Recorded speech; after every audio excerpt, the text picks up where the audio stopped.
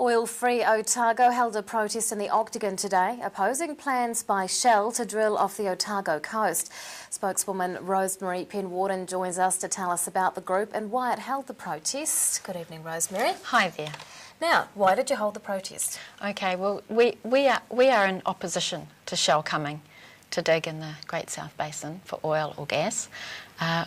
We felt that their community engagement workshops were not telling the whole story, and also were not allowing the greater Dunedin public to have their say.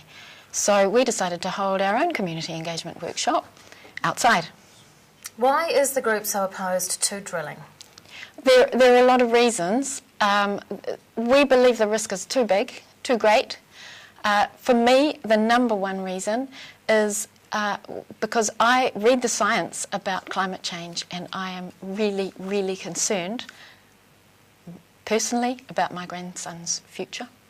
He's 20 months old.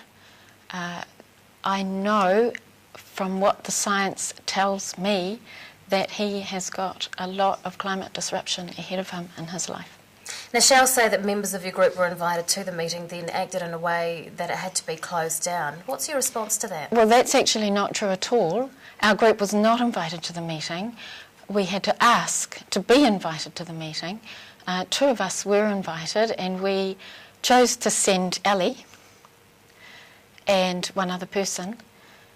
I chose not to go in because I felt there was nothing that I could really contribute to Shell's meeting at all, because I don't see how they can possibly dig up more fossil fuels and not cause more climate change.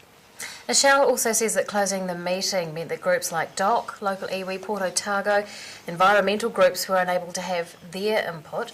How do you respond to that? Now, are you actually saying to me that Shell is telling you that these people will not get another opportunity to have their say? So one sort of 2-hour slot on a Monday is all the opportunity they are going to get?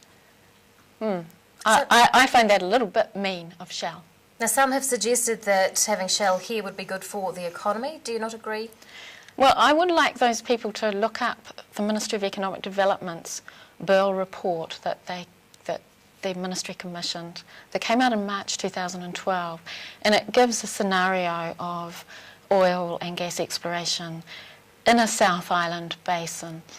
And basically what they say very briefly is the further away from shore the wells are, and the deeper they are, the more complex, the more expensive, the more difficult they are, and the less likely they are to use local business. What's next for oil-free Otago? Well, I think one of the things that is next for oil-free Otago is that until the issue of climate change is taken more seriously, then we may see a bit more of our elephant. We haven't discussed our elephant. You haven't discussed an elephant? What's this elephant? Ellie was our representative at the meeting. She was the elephant in the room. She was climate change. She gets ignored. She's a very sensitive elephant.